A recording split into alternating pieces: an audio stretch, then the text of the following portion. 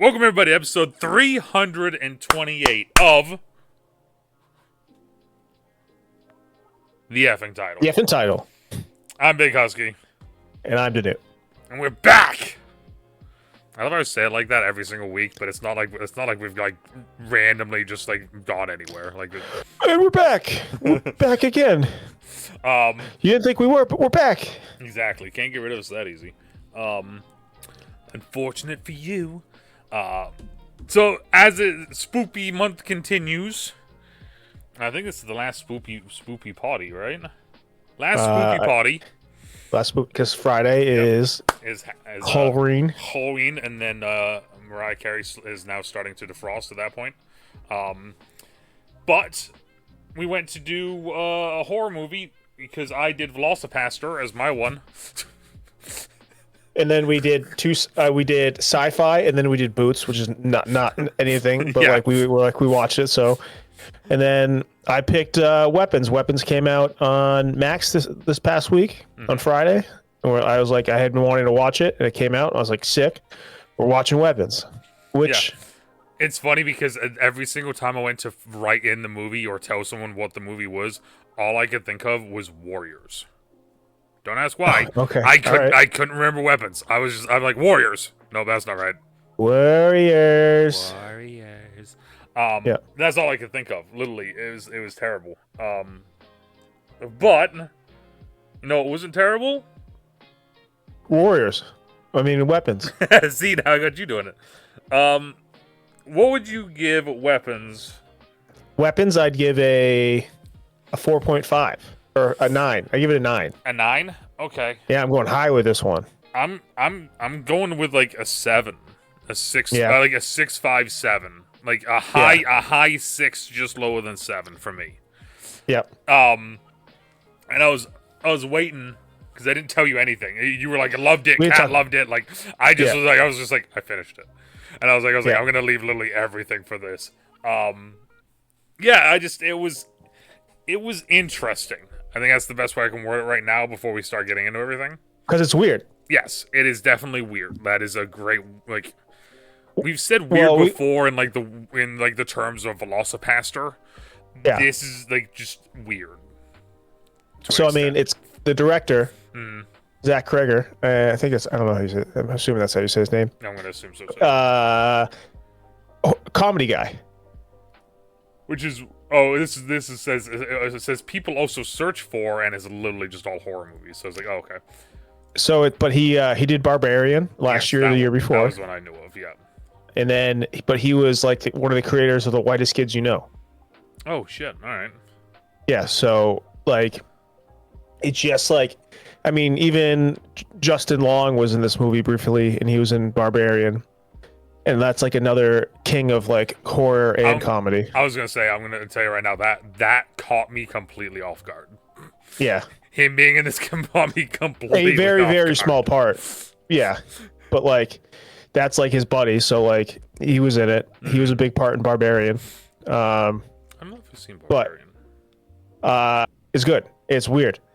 So weird like this weird or no. Okay. But it's like funny, and like it like the thing is about this movie is like you're watching it and there's just a lot of like funny things about it. Mm-hmm. Okay. And there are a lot of like, so like, and then like there's one everyone talks about, and I'll point it out, like when the principal was having dinner with his husband. Yeah. Not going too far first, and they had a tray of hot dogs. Oh yeah, a tray of hot dogs was like, what was it? Was it chili or just cheese or like no mustard? It was just yeah. So that was like a reference to a Whitest Kids You Know sketch. Okay, I was gonna say because like I saw that and I'm like, what the? And well, it was like his best, like the director's best friend died a few years ago, and it was whether it was a suicide or not. He fell off a balcony and died. Oh okay. And big conspiracy guy. Oh okay. So they're like, what really happened? Anyway, there's a skit where the director was a patient, and his friend was the doctor, and he's like, "What's your diet like?" He's like, "I like hot dogs." He's like, "How many hot dogs you eat?" He's like, "I don't know, like a normal amount." He's like, how many at one time? He's like, 7. He's like, 7 hot dogs. He's like, yeah. And he's like, that's terrible. So that was like a little nod to that. Okay.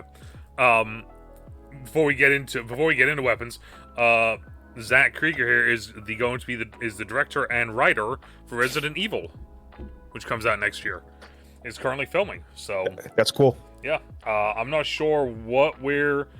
Well, already just looking at this, there's a character named Brian. It's the main character for it. So. Oh, Brian, yeah. Brian from I'm trying to see if there's anything here to say, like, if it's supposed to be development, Krieger, casting. Paul Walter Hauser is in it. Oh, shout out. That's awesome. Zach Cherry. PWH. Zach Cherry is in it. Is it Cherry? As soon as you say it's Cherry. Austin Abrams, who was James in this. Yes, Austin Abrams is Brian, a medical coroner. Okay. And and then Callie Rice was in the newest season of True Detective. Yep, True Detective. So it says here, because like I said, I just want to quickly look at this. Krieger revealed that the film would be an original story set in the Resident Evil universe and wouldn't feature any of the characters from the game, saying, "I'm not going to tell Leon's story, because Leon's story is told in the games. Fans already have that." Krieger stated that he has never seen any of the previous Resident Evil films, and that the upcoming film will be more closely based on the video game series, particularly Resident Evil 2, 3, Nemesis 2, 3, and 4. So It sounds like it's just going to be an original which could be really cool. Yeah, we don't need another Mia Jovovich. Yeah, exactly. Yeah. So first one was great. Second one was pretty good. Well, I mean, the first one was like in that time as well, where it was like, oh, we don't really know what we're doing with video game movies, so let's just kind of do there, like that sort of thing. Well, okay, so that's Resident Evil in 2026, though. We're not going to talk about that yet. Maybe we'll talk about that in 2026. Who knows? That's a long ways away. So, weapons. Yeah. Music. Great. Weird. Yeah. I'm going to say weird for a lot of things. We're just letting you know that right now. It was weird to me because, there was... And, I liked it, I liked it because there were parts where there was no music. There was the parts where there was no sound. And it was... I want to swear, but I know I shouldn't because that involves more editing for me. But it was just weird. It was that thing where it's you make you feel uncomfortable. This, I wouldn't even say because it says supernatural mystery horror film. There was very little horror, jump scares, any of that. There was only really for me one jump scare. There's one that got me too. Was it the one with on the ceiling? Nope. No. Okay. That one actually didn't get me. That one got me. It was when James went into the basement and all the kids turned around. I went, okay, that's fair too. Yeah, no, the ceiling one got me. That one I was kind of sitting there all right, they gotta turn around, right? And they would turn around, I was like, okay, yeah. No, the ceiling one got me. But there was just, I wouldn't say it was horror, it was just, there was a weird feeling of uncomfortableness for me the entire time. But also, most of the movie, you're like, what's going on? That's the thing is I'll get to that point in one of the next parts we get to. But music wise though, it was just a very uncomfortableness with a lot of the time, and it was weird because they would do it. I don't know if it was purposefully or not, and I hope it kind of was, because there was times where they would cut the music, they would cut the sound, so it was you just heard the environment, that sort of thing. And when they did that, it was normally at times when it was either a big moment happening, or a swerve. And by swerve, I don't even mean a true twist. I just mean they're just doing this just to with you. It was great. Yeah, it was. No, so you could say that a lot of people hate jump scares. This movie was all tension, and there wasn't really. There was probably 3 that you could say were jump scares. So the lady on the ceiling. Kids in the basement. Kids in the basement. Lady in the basement. Oh, Gladys in the basement. That one actually made me laugh. That one was I was just kind of that one, because she came out and went she really did though. You're not getting yeah, that one made me laugh. I kind of had a what the but it wasn't stupid. It sounds like I'm making fun of it, it was stupid, but it was funny, but I think like a lot of this is funny. So like, I guess just skipping ahead a little bit.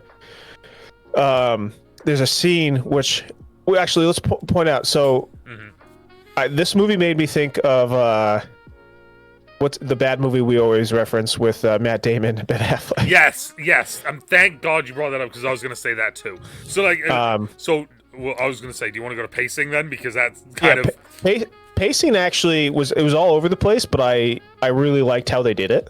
I think I just hate this type of storytelling.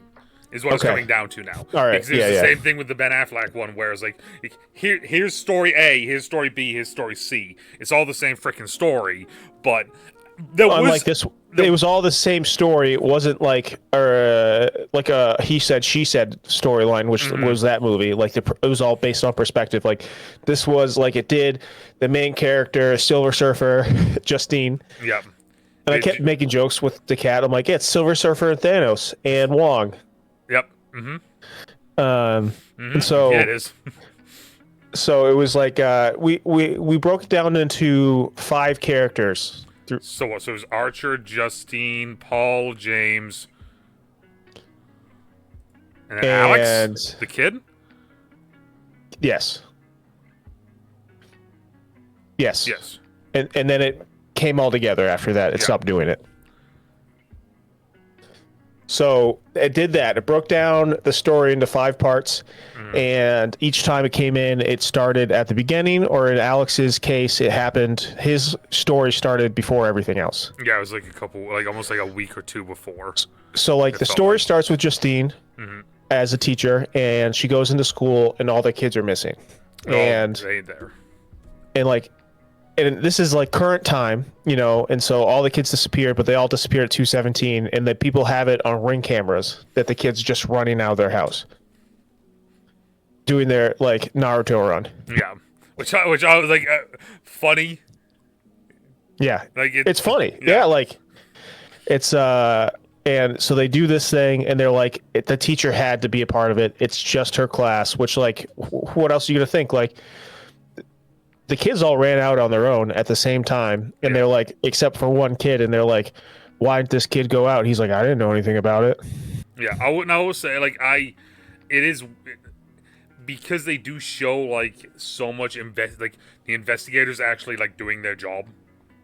They showed a lot of that, right? Yeah, they did.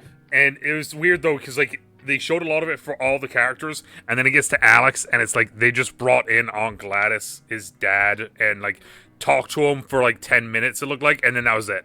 Like there was zero thing. Like if he was the only kid that was in the class and not a part of it, they would be fully scrutinizing that entire kid, going to the house, fully looking at. Like, yeah, it wouldn't just be like the one visit. Yeah, like hey, is everything okay?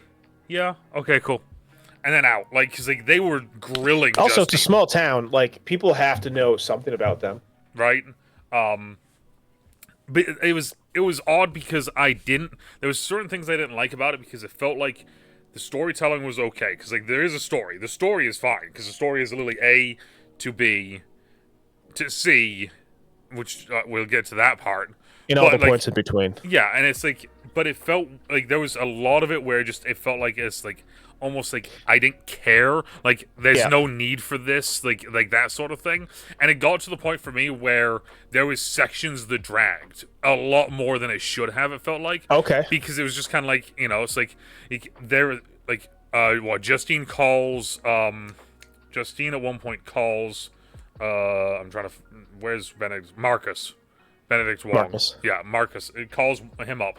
And it's like, look, there's this, there's that. I saw the pair. They're just sitting, like, we got a wellness check. We got to do a wellness check. And then when it goes to Marcus's point, they bring that back, but it's not an important point for him because he's just walking around a grocery store pointing at what food he wants. But also, like, you got to think, like, this girl's going through trauma. They're already, like, worried about her as a person before this happened. Yeah. Because she crossed boundaries or whatever, which... Not really for an elementary school teacher. It's really like not really. It's like kind of like part of being an elementary school teacher. You can't be like completely cold. Yeah, it's like there was a lot of my one big problem. I'll bring it up. Is Paul the cop? Yeah. When he first chases James, he never even calls it in. He never calls it. because that's when like we all watch police dramas. We know some things about police. Like when something happens, they call through the radio. They're like, "Hey, I'm chasing this guy. This is going on." Like, is he the only cop in the town? Like, and then like when they go to that person's house, he never calls it in once. Yeah, and then he's there for like 2 days, and no one ever comes looking for him. And the car's outside the entire time. But partially, you can kind of guess that you could tie that in because he's dating the chief's daughter, and he cheats on her, and he knows at that point. So maybe that's part of it. But like, there's cops aren't like they don't take their cruisers home. He just like. And that's the thing is like how many he times just disappeared and no one cared. How many times do we see in like different things like because of course we're talking about just dramas and different cop shows and stuff, but it's like them calling in just to check in like, hey, you good? You haven't checked in a while. The dude's been gone for a couple days. Someone at the the police station is going to know. The end of my workday, if I'm not back at the shop at the closing time, my boss is like, "Are you alive?" Yeah, exactly. He'll be like, "Are you? What's up? What's wrong?" I'm like, "Oh, I'm just finishing up." And he goes, "All right, you're alive. I'll see you tomorrow." Yeah, it's very basic things, But yeah, so the movie goes through a basic from like point A to point B, and then it does it for all the characters, and then it goes B to C to end the movie. Which that was kind of cool having it set up like that. But like I said, there was a lot of scenes where like I just felt like it did for instance this scene in the, like I said in the grocery store. Didn't need to see that. It doesn't add anything to the movie. Like it literally didn't add anything to the storytelling. We already heard the part of it. Other than I guess Marcus actually like saying the different like because I don't know when Justine calls him if we hear Marcus actually talking. So maybe that's the only thing. But it's like still like it felt there was a lot of scenes like that where it's just like little scenes like that where I'm just sitting there like, okay, why do I care? Like when James, he's like try to pull James, open. I loved. Nope, I loved it all. I like that, and then going to sell the stuff for going to sell like the tablet and everything. I'm sitting there, it's like, okay, we've already established that he's homeless. We've already established that he's trying to get drugs. So we're doing I love it. I think it was like I think they nailed an attic. Mm-hmm. They completely nailed it, and then I think that was like a really great way to get into the house. Yes, I will say that. Yes, but like that's the thing.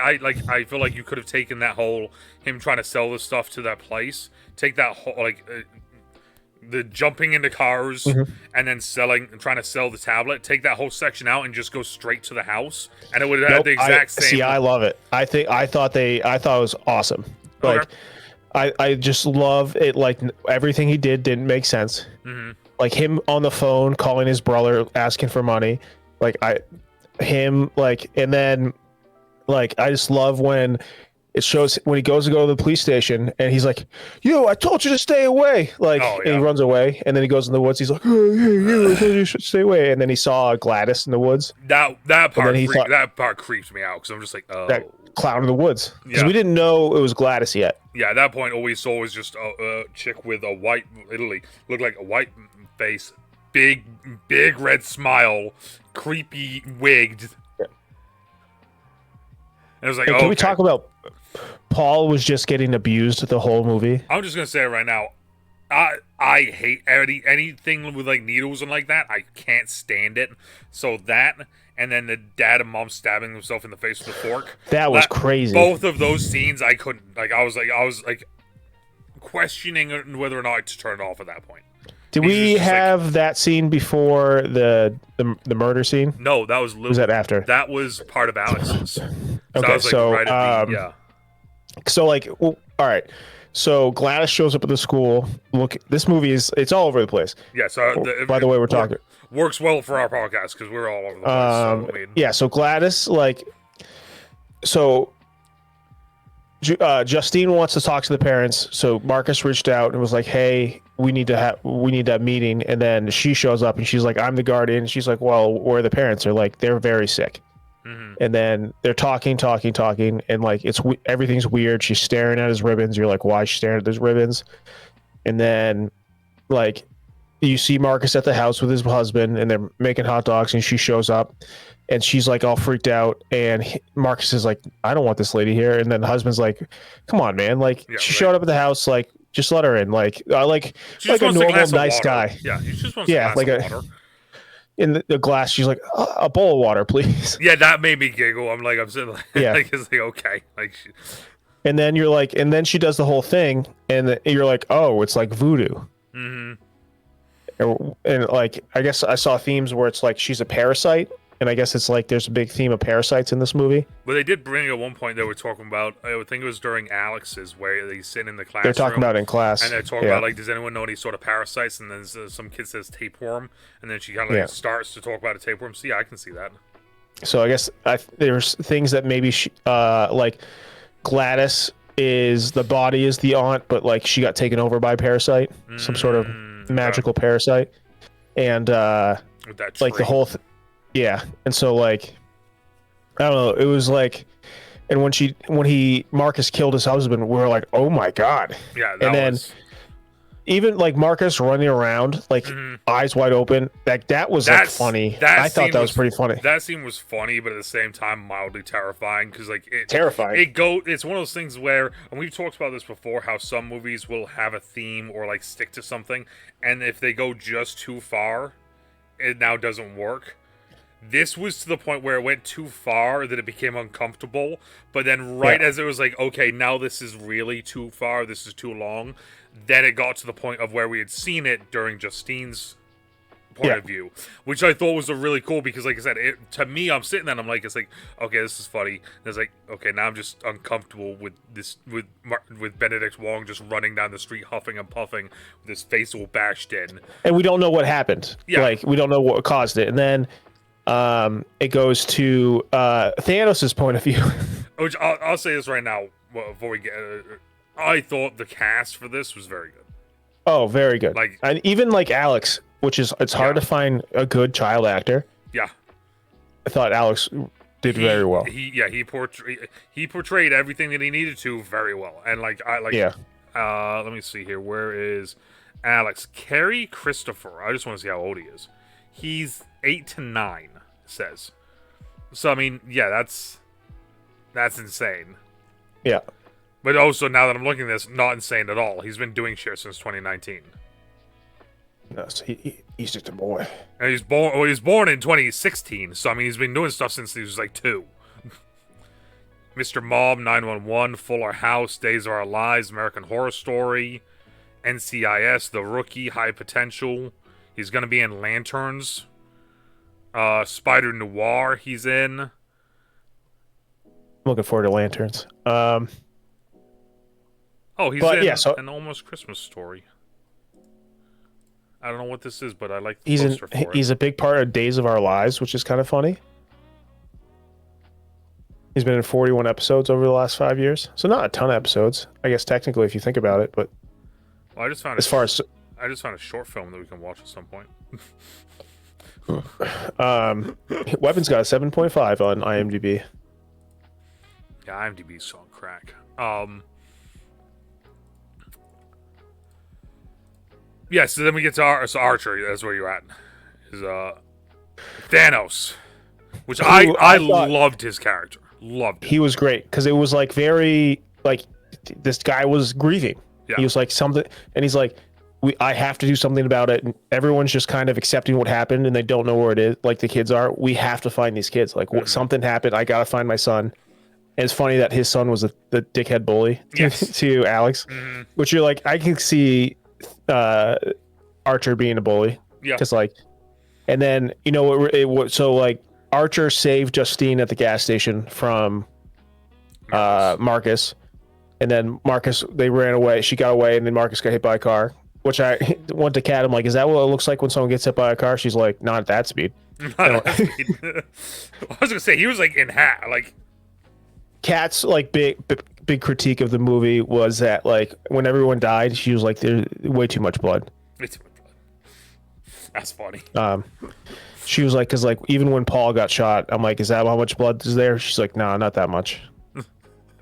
There's blood, but not that much. And I'm like, oh boy, dark. And then like at that point, like Archer's like, oh shit, something bigger is going on. It's not like, it's not Justine, like something else is going on here. Like at this point, you already saw him like do investigations. He was going to ring cam, or he showed up at the house that he knew they had a ring cam, and she was like, I'm not giving that to you. And then he waited for her husband to get home, and he's like, and that is show me this. And that's, Justin Long. That was Justin Long, yeah. And like they go in the house. I thought it was a different person, and then they're in the house, and the wife's just standing on the stairs, like cross-armed, like pissed off, like, yeah, just like, I can't believe we're doing this. Can't believe you let him do this. I told him. No. And then he saw Marcus doing the thing, and he was like, the kids were running the same way. Something's going on. I did like that he was like, okay, he's like, wait, bring that back. And it's like, what do you see? And he's like, 1, 2, 3, 4, 5. And then he's counting the amount of on the ring cam, the amount where she ran at the sidewalk. Yeah, the sidewalk, like cement blocks. He was counting them so he could walk it out and then put a thing down so then he could look and track it. I was surprised they didn't do more with that though, because they literally just did 2. Well, he's like, he had a common point. Yeah. It was one of those things. Like I was surprised that they didn't show him like going to another house or 2, and them saying no. And then, that might have been a weird pacing thing if he kept doing it. Yeah, that's fair. But and then he's like, I don't know which house this is, and then right away, and you know what? It gave a backstory that he knew how to do that because he's in construction and he does surveying stuff. Mm-hmm. And then I like that, like he wrote "witch" on the car, but it doesn't show him doing it. I like that. Yes. That was heavily implied, which heavily implied, yeah. That it was him. Yeah, I thought that was because I guess when if you don't catch it in that split second, force feed it to you. Yeah, it's like, if you don't catch it, because all it is like he got the wrong paint, and he's like, God damn it! And then when he puts the paint cans up into his truck, one of them is open and there's paint dripping down from it, and it's like, oh, and then it shows, and then cuts him like he's on the street and you see his truck and you see the paint in the back. And you're like, oh, okay, he's the one who did it. Yeah, and yeah, so bully. Yeah. But he's like, oh, I was wrong. Something's going on.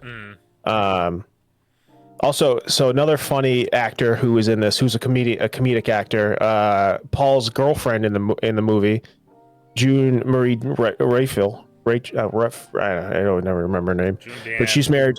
Raphael. She's married to Paul Scheer from The League. Oh, okay. And they have a comedy. She looks familiar. She's been in a ton. She's in a ton of stuff, but she small part in this too. But she like they have a podcast called "How Did This Get Made," and they just review bad movies. I love that. It's Paul Scheer and it's Rafi from The League. Oh, okay. So the three of them have yeah. So they review bad movies, and then I'm surprised Paul Scheer wasn't like sprinkled in this somewhere. No, like he's probably just like in the background somewhere in one of the scenes, so we just didn't see him. Yeah. Wow, yeah, she's in a lot of stuff. Holy hell. Yeah, she's in a lot of stuff. She was Eleanor Roosevelt. Yeah. So they find the house and they're like, oh, that's Paul's car. Yeah, and Paul. The cops are here, and then it's like Paul, and Paul goes out and goes.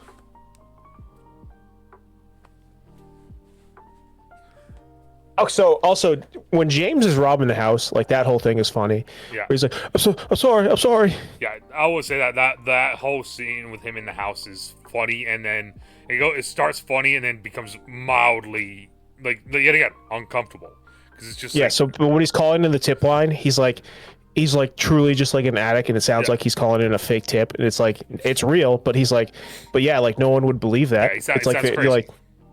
Yeah, he's like, they're all just staying in the basement. He's like, how can I get that money?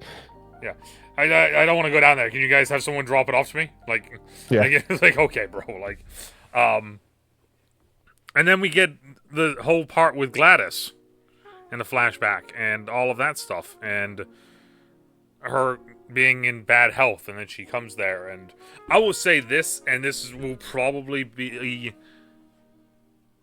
a hot take to an extent. Yeah, I thought from when they enter the house to the end of the movie, I thought was bad. Okay. I just didn't. I thought it was a terrible payoff for the movie, for the way the entire movie is and goes. I thought the payoff was terrible. I'll say that. That was probably my favorite part of the movie. See, when the kid, like, Alex does a thing and like gets the kids to chase her. I loved it. Well, it was funny, and like that's the thing. It's funny. Yeah, I thought it was. I thought like that was like that made sense. There was like no payoff in the end, really. Like they killed. Like, spoilers. Killed Gladys, but then it's like I'm now living with a different aunt. She's not a psychopath. My mom and dad are institutionalized. And then it shows Archer walking off with his kid. And it's like all the kids have returned home, and some of them are speaking again. And then it's just black screen, titles play. And I'm sitting there. That was probably my least favorite part. Was the child narrator. I didn't like that. It was one of those things. It at the very beginning, very difficult to understand what was happening. Because they're talking like this really quietly, and there's music playing, and it's really quiet, and you don't know what's being said, but it's really important. And it's like, come on, bro. Like, I couldn't actually hear anything. So like, that's my reason why it's so low. Yeah. Like I said, I thought with the pacing, I just don't. Maybe that's a me thing. Don't like it like that, and I thought the ending was bad. See, I like that there's no explanation of what happened. Mm-hmm. I like that. I like that they're just like, okay, well, I guess we saved them, but but not really, because they're like vegetables now. Yeah, I mean, honestly, it's like there was. If it didn't have the explanation, maybe I would have liked it more. But like the explanation to me was just kind of like, it was like if they just had it be him hugging his mom and dad and then Archer walking off and then it just cut streamed it, I think I would have been like, okay, like open ended, right? Like that sort of thing. But the fact that they added the explanation in, I think maybe that's what did it to me. Now that I'm thinking about it. Yeah, like, I like that. Yeah, but because How did Josh Brolin get free? Forget it. Get free from... Oh, it was just because she died. Just because Gladys died, so everyone got free. Yeah, but he got free. But wasn't a zombie, but the other ones were. Was it because she hadn't fed on them yet? I'm assuming. Because he hadn't fed on him yet. She was feeding on them. Yeah, I'm assuming it was just because almost like a time delay. Yeah. Right? The longer they've been under, the longer it's going to take, like that sort of thing. Probably. And then, I mean, like, James and Paul died, so I assume James died. We actually don't know about that, if he was knocked out or died. I was going to say, I think they both get shot in the head. She shot James, that's right. She shot James on the stairs. Yeah, yes, that's right. Paul gets it in the neck and then in the side of the head. Yeah. Which was like, goddamn. I will say that scene was hilarious to me, where it was Josh Brolin, it was Archer and James fighting. That scene was funny because like he just kept throwing him. He just kept throwing him, and Josh Brolin was like actually out of breath from just tossing this kid. This just like this crazy little guy. I liked the sound again, like when they crossed the salt line, it made that little noise. Yes, I thought that was, and the way they did it, that bell noise, and the way they did it, where it was like as soon as the foot touched, it was complete. Like I thought that was really kind of. There was, like I said, there was a lot of things in this. Like, don't give me like it wasn't like I didn't like the movie. There's a lot of things I thought were really cool. Some of the sound effects, like ding. It's very unique. Yes. Like the whole thing, like that's like one thing you can't say a lot about a lot of horror movies nowadays. It's very unique. Yes, it was definitely very different than some things that we've seen before. Because like you said, didn't rely heavily on jump scares. Didn't rely heavily on any of that stuff. It was more just tension and feeling uncomfortable. And a lot of stuff happened during the day. Yeah. Now a lot of stuff happened at night. It wasn't even like that. Now I was one of the things the thing I did like probably the most is the idea of kind of like the not to an extent the whole like stab, break, go kill that person, more the fact of that it can be used as like a, and it actually to an extent not even the kill, but the fact of it's like heat seeking. It's like just go. That I liked. I thought that was really unique, and like it felt completely different from anything else we've seen. And she knew right away that they were coming for her. Yes. And it's just when it first happens at the very beginning, when you see Marcus running at Justine, you're like, this is freaking weird. Like what is happening, sort of thing. But then as soon as you go to Marcus's viewpoint, when like he's under the trance and then he's like he takes off running after her. At that point, you're like, oh, okay, so, now that's when, and I think that was the other thing is like the story kind of is like it's open, and then there's like 2 or 3 things where suddenly it's that thing of like the paths cross, and then it's like there, and it's just making you get those connections through the stories, like that sort of thing, and that one to me was like the big like. Oh, okay. There was they had trailers for the movie, like any movie, but then they released one scene for the movie and they put it out there, and it was Marcus attacking Justine at the gas station. Yeah. But even then, you're still like, you see that scene, you're like, you still don't know what's going on. You're still like, you don't know what the movie's about, which is like, out of context, you're like, okay, this movie's kind of what's going on. Yeah, because like I was expecting, because like in that scene as well. If you see Benedict Wong, like his whole forehead's all red, his eyes are bugging out, and like I assumed that was it was like a virus or something like that to an extent, right? Like it was a physical manifestation, like a change that happens to the person. Not that he just headbutted his husband to death, and that's the effect, and that's how his face looks after doing that. But again, like the bell ding, and then it's just like the snapping and it becoming a heat sink. Those were really cool moments to me. I actually really like my biggest point in this, like high point in this entire thing is the fact of like that felt very unique to me. And it was the first, and being the first time we saw it, we're like, it establishes how it works and how it's done.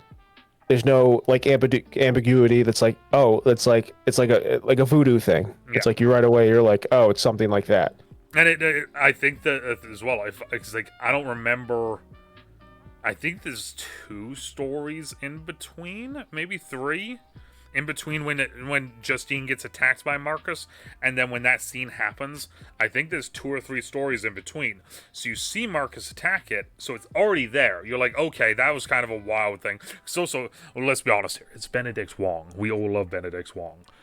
Yep. So like when he's suddenly now like crazed and strangling very against his like personality of the film. It's like, okay, what is happening, right? But then like I said though, it takes like an hour to get to the point where we find out what happens. So it really does kind of like as soon as it gets to Marcus's part where it's like his story, it's like you kind of lock in for a moment because you're kind of like, okay, you're like, oh, we're gonna find out what happens. Yeah, it's like what actually happened. But like I said, that to me, that's my kind of that aspect of things where, because the other thing as well is like, and I don't know, it kind of feels played out, but the whole like, oh well, I'm doing this to bring people here, and then I get younger and healthier because there's people under my control.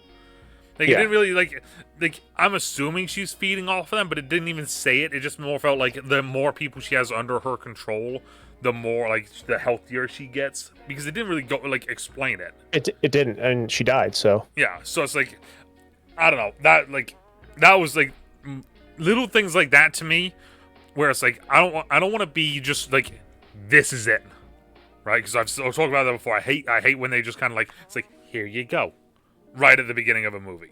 And but now you have the opposite. You have the opposite now. Yes. Now when you set up a unique thing and then don't explain it to me. Then I'm getting upset because now I want to know, right? But yeah, I thought the cast was fantastic. Julie Garner, I might really like her.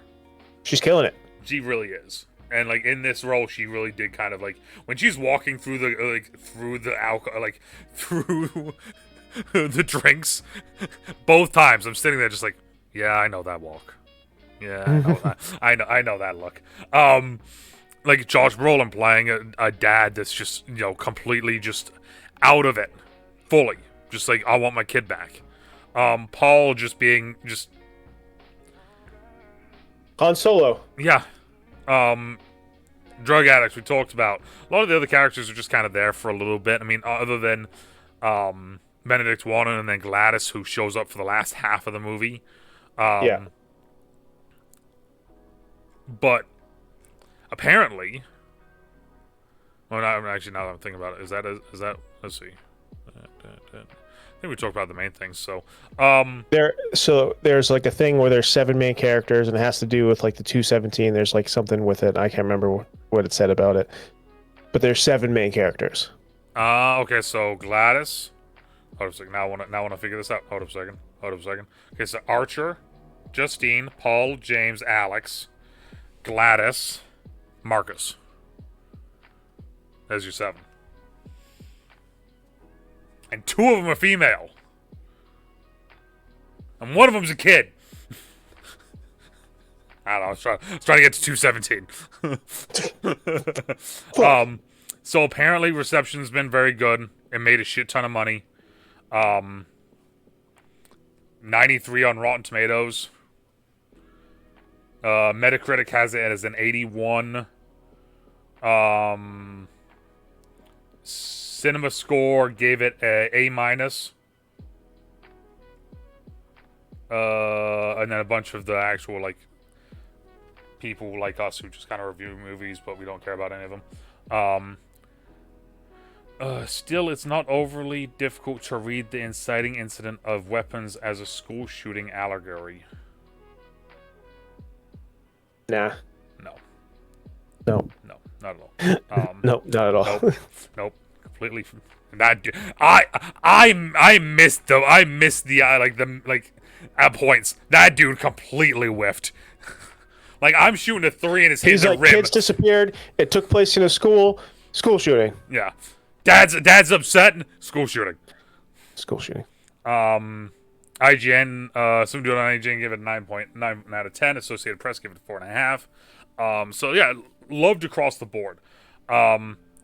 Apparently, Kroger has discussed a potential sequel to Weapons in an interview with Variety, saying he was excited about the idea but wanted to make other films first. And then it says, in an interview with Fangoria, he said that he had been discussing a concept for a prequel about Aunt Gladys with Warner Brothers. Which I'm gonna be honest here.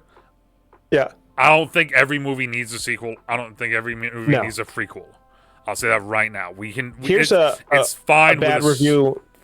No, let's hear that will sit with you. Okay. Weapons has a somewhat compelling mystery at its core, but due to its unwillingness to dive into it and its unfortunate tendency to get distracted, it merely ends up being a rather frustrating horror outing. Yeah, I could agree with that.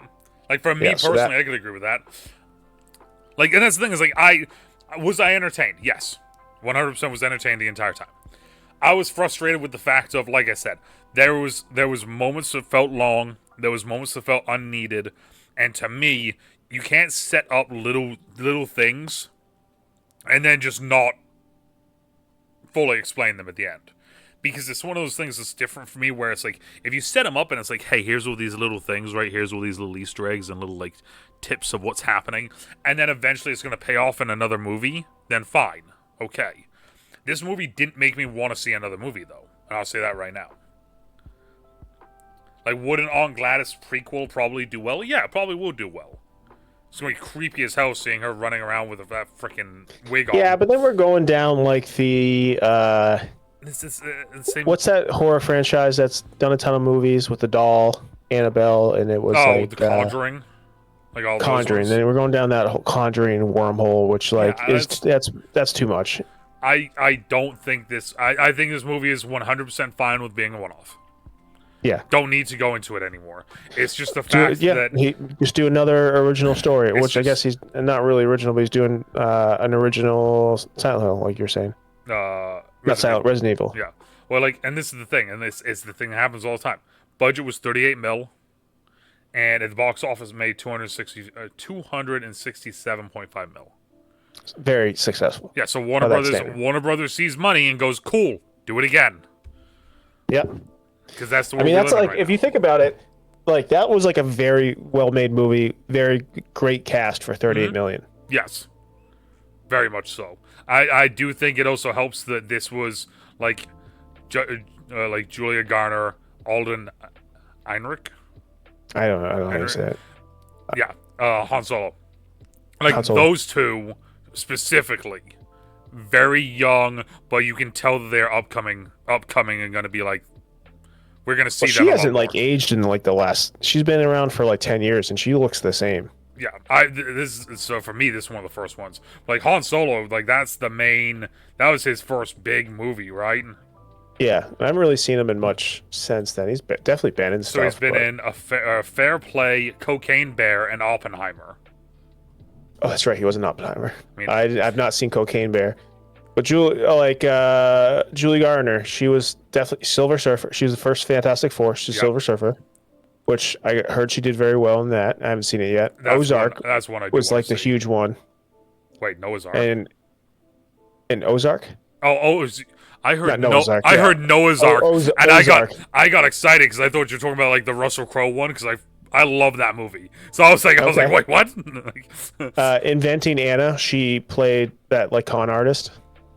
Okay. And she had that really weird accent. I don't know if you saw anything about that. No, I did not. It was like, you know how like Tommy Wiseau, who did The Room, has that crazy accent. Yes.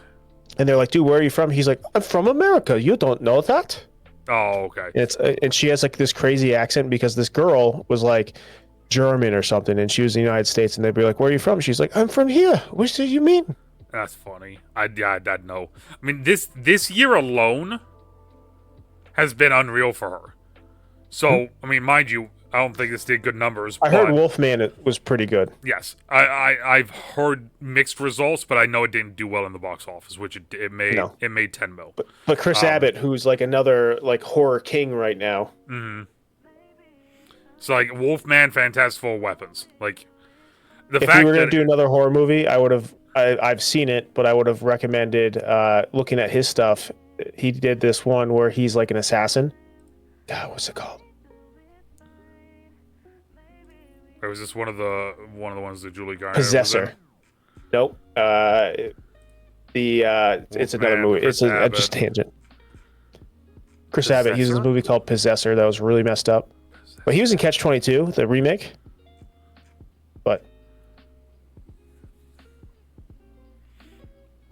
he was in Craven the Hunter. Craven.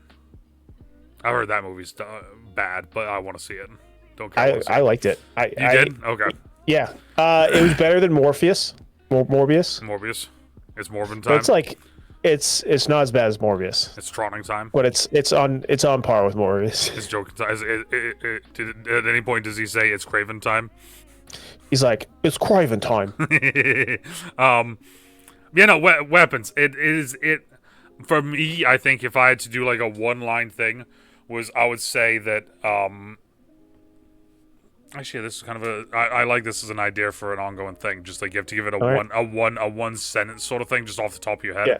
For me, it'd be an uncomfortable horror, a unique, uncomfortable horror jaunt. I'm gonna throw jaunt in there because why not? Very nice. That at some points is feels frustrating because the other review with themes and pacing.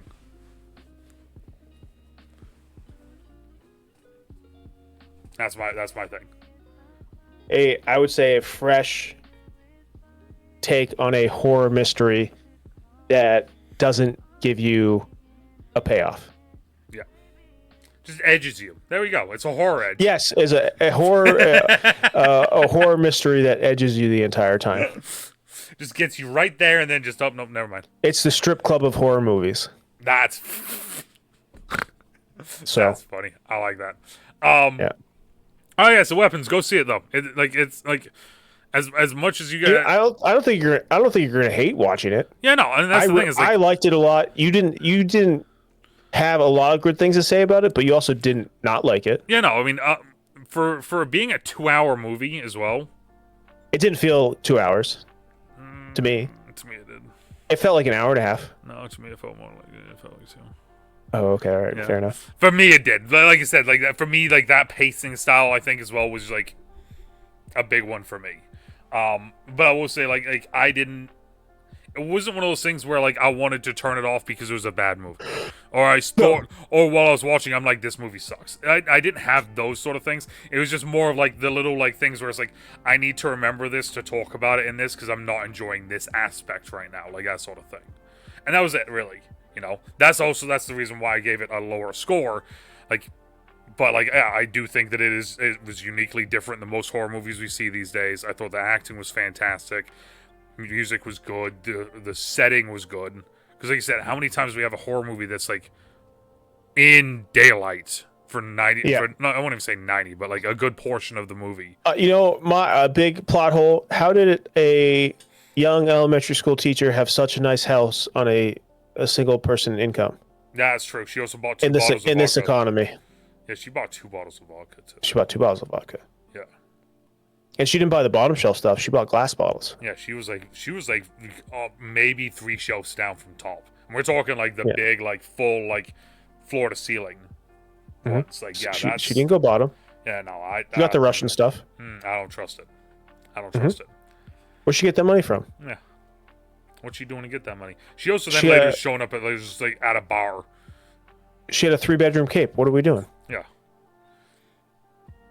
But Weapons. Go see it.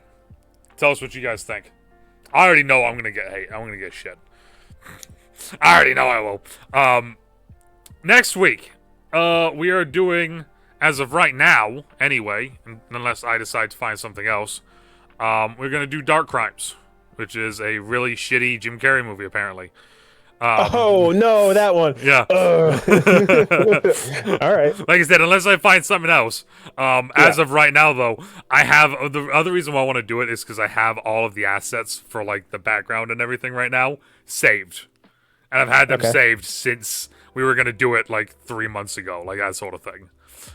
Jim Carrey's lowest rated movie, which like says a lot. Yeah. Not saying Jim Carrey's bad, but yeah, it's like I said, it was one of those ones that I remember seeing it and I was like, this seems weird. Like, why it's like a straight to DVD Jim Carrey movie. Yeah, exactly. So like that's the other part of it is like I kind of want to see is like if like we both like Jim Carrey, so it's like how truly bad is this then? Like, was it his last movie before Sonic? Yeah, I do believe. Yeah. Jim I think that's what we saw last time we were talking about it.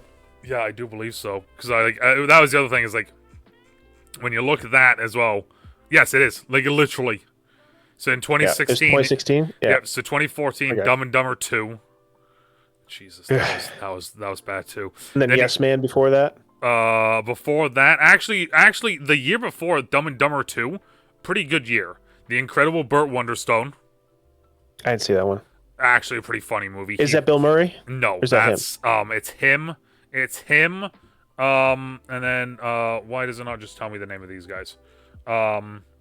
Story by Story. Steve Carell and Steve Buscemi. And Olivia Wilde. So they're all magicians. And Jim Carrey's character is a portrayal of Cross. Angel. Chris Angel. Yeah, there we go. Yes. Chris Angel. Yeah. His whole portrayal is like that. Like at one point he gets a guy like he has a guy pick a card out of a thing, right? And then he's like, "Your mother's a whore. Yeah, punch me. You're a loser. And the dude punches him, and then suddenly there's a giant like knot on his face, and he whips out a knife and he cuts it open, and he pulls out the guy's card out of his face. Like it's that sort of shit. And like the whole movie's fantastic with that. But so it was Kick-Ass 2 and Anchorman 2. That was the year before Dumb and Dumber 2. It's like a pretty decent year, I would say. Yeah. But then he's like, I think maybe this is the movie that made him go, I gotta step back and start painting. Well, that's the thing is like in 2016 he did The Bad Batch and then Dark Crimes. And then I saw the Bad Batch. It was a dystopian thriller. It's a Jason Momoa Suki Waterhouse movie. And it's like California gets turned into a prison, and it's this weird. It's stylized. It's very stylized. It's weird. This film is about a young woman exiled to a desert where she is attacked by a group of cannibals led by a person named Miami Man, Jason Momoa, and barely escaping alive to a bizarre settlement run by a charismatic leader, Keanu Reeves. Where he runs like a rave town. It's It's a thing. It sounds like. it's not good, but it's like an interesting watch. I don't ever need to see it again. All right, I don't think so, but they try to make the movie very sexy. Oh, it's one of those things. Okay. Yeah, like Suki Waterhouse, they tie her up and they like cut off her leg and I think maybe her arm, but definitely her leg. So like she escapes and like she pushes herself to this town, laying on on her back on a skateboard, and I don't know. They just like make it like a sexy, weird crime. I was gonna say I don't like any of the things you've been saying. Like right now. Mad Max thing. It's weird. Yes, that's soundtrack though. That's all I gotta say. The great soundtrack. Yes, that could be the next thing. Who knows? You guys will find out next week. Like I said, unless I find something else. I mean, I did just see Tremors. I know we've both seen that already, but like I've never seen Tremors. What? Yeah, You've never seen movie? Yeah, the war movie. No, I've never seen it. What? All right, we might be doing Tremors now. Hold up. Or Eight-Legged Freaks. Did you ever see that one? Yes, that one was weird. I didn't like that one. The only other one that I can think of is there's the what is it? It has what's his name? This like I got too many different actors now in my head. Scott actor, comedy. Evolution. Yes, thank you. Knew it right away. Yeah, Sean William Scott. Look at that, the guy from the X-Files, and the comedy actor. I can't remember his name. I never remember his name. He hasn't been in stuff in a long time. Look at that. See that? See how good this is. See how good. This is? Evolution. I love that. That movie's funny. It's funny. That movie is hilarious. Ira. Yeah. I want to say his name's Orlando Jones. Yes, there we go. Look at that. Okay. Pulling that out. Shut up. But yeah, so that's where we're gonna be at next week. DeNutte, final things. A thing.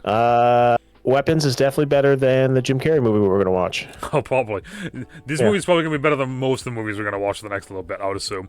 Because I mean, actually, you know what? No, this movie might only be better than one or two of the movies we're gonna be seeing soon, because we do have Netflix's Frankenstein by Guillermo del Toro. It's probably gonna be. It's either gonna be really good or really bad. Yeah. Oh. But I mean, did you see The Shape of Water? Yes. That one is good. Yeah. But weird. I like most of his stuff. The other movie choice I was going to give you, the girl who starred in The Shape of Water is the star of a new horror movie, which we watched the first movie by these directors called Talk to Me. Oh, really? Interesting. They came out with another movie, Get Her Back or something like that. And it's a new horror movie by the same directors, and it's supposed to be a lot of people are like putting it in their top fives right now. Interesting. Well, there we go. Maybe we'll do that at some point here, because we are another going back. A24 horror. I was gonna say we are going back and forth on picking. So, yeah. Yep. Go see Weapons. Go see Weapons on Max. Yep, on Max. Depending on where you are, morning, after, even night, still triple stay safe. We talk to y'all later. Bye, babies. Okay, bye.